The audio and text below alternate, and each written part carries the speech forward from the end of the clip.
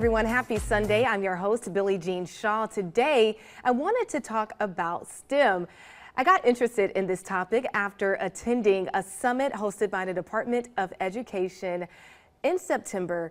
They showcased what STEM was all about and how it's used in public education, from computer science to coding. It was fascinating to see children as young as elementary age students all the way to high school putting their knowledge to the test when it came to using science. I was fascinated by it. So it got me thinking, how else can we continue to promote and talk about STEM?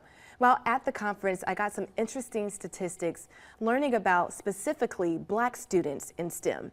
Did you know, in recent research, the representation of Black students in STEM, which by the way stands for science, technology, engineering, and math fields, have become a topic of significant focus and conversation. Now, despite the rich contributions to these disciplines throughout history, Black students remain underrepresented in STEM programs across many disciplines. So we're going to have a conversation about that today. I want to showcase to you what STEM is about and the importance of getting our community involved. Joining us today is Andrew Cook with the Department of Education, a background in computer science, a background in STEM, and now you help cultivate and facilitate some of that study for public schools across the state. So Andrew, welcome to Awareness. Thank you. Thank you for having me. Tell us more about your position. Well, I'm the Education Associate in the Office of Career and Technical Education at the South Carolina Department of Education, responsible for the information technology pathway. So that includes a lot of the computer science courses, and so I'm responsible for making sure that our teachers are trained and that we have new course standards, and then we also have new courses. It was in 2016 where computer science became a mandate to graduate in public schools. Correct, yes. Across South Carolina. Why was that change made? I think it was, seeing what was going on nationally, especially Arkansas when Asa Hutchinson was the governor of Arkansas. He put a huge emphasis on computer science. And then when he and Government Master got together, then Government Master saw what Asa was doing in Arkansas. And so he brought all of that back to South Carolina. And I want you to explain to our viewers what we're talking about when we say computer science, because when I was in school, computer science was strictly learning how to type. And you had to pass a test where you didn't look at your fingers while you were typing out the sentences on the computer, but it's much more different nowadays. Oh, absolutely. So it starts with hardware. I guess you have to have hardware first.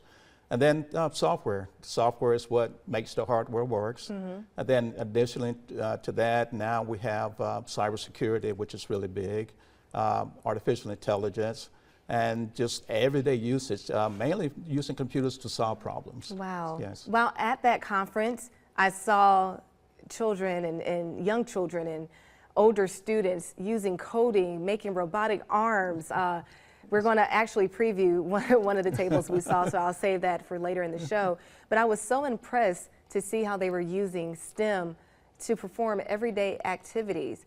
How did we get to this point in the state where that just became like second-hand knowledge to them? Well, it was by design. We have our K-8 digital literacy standards, and even in kindergarten, students are starting to type. They're starting to do PowerPoint presentations, Excel spreadsheets, and so. And then in the 9th to 12th, we have our high school computer science standards, and that's where every child has to have a computer science course to graduate. So with that, those legislations and regulations being in place, now students have access to a lot of different projects that they're working on, starting in kindergarten. Very interesting to me. While I was attending the conference, we were hearing from one of your colleagues about some statistics, specifically with Black students and STEM. Across the state, how are we shaping up with the numbers, with the number of Black students involved? Yes, because of the regulations and the graduation requirement, what's happened is that there's equal access, right? Where we run into a problem is most of them are one and dones. And we want them to take more than one course.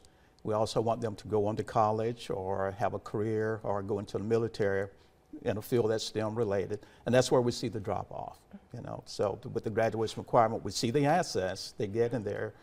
but they're just not continuing on. Going into the professional field. Correct. And I want to yes. let parents know that I learned that once you graduate, you can make upwards to $90,000 Yes.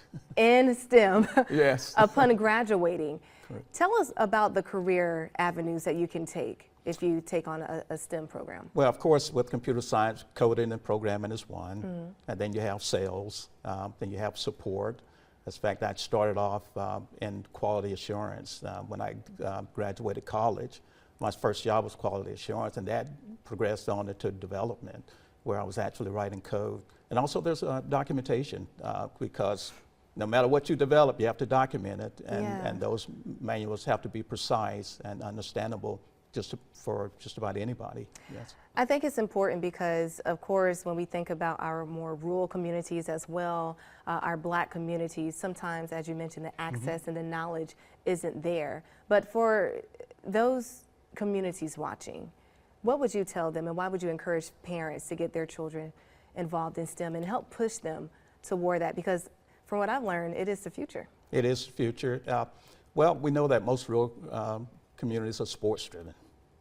So now we have esports, which is, it's not athletics, but it's another form of engagement for students.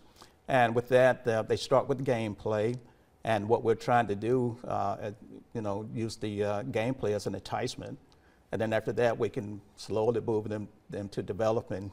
It's okay to play those games, but let's create the games. Yes. Wow. Yes. And I thought that was one of the things that I kept talking about while at the summit, because during one of the panels that I moderated, the students said that they got into STEM and computer science by playing video games. Correct. And I thought that was so interesting because, as I mentioned, and a lot of parents can probably agree, you're told to turn those things off, but what if you can be the creator behind making the game? Yes, and that's what our goal is to make them creators and, like I said, just have a career. Yeah. I've had a long career, pushing 45 years now, and it's all been STEM related, so it can be a really rewarding career, yes. What are some resources that parents can look up and get into when it comes to getting their children involved in STEM? I think the biggest thing is our STEM camps. You will find that there are many organizations out there, Girl Scouts, Girls Who Code. We have Mark Cuban with his foundation. He sponsors AI camps. ITology right here in Columbia, they have their summer camps as well at the Citadel, summer camps. So all major universities usually put on some sort of summer camp, so get your kids involved in those. All Yes. righty. Well, Andrew, thank you so much for coming on, telling us more about STEM. And after the break, we're actually going to see how it all works. I'm taking you to Fairfield County, where there is a unique group of students using STEM to cut hair. How does that even work? I'm going to show you all about it after the break. We'll be right back.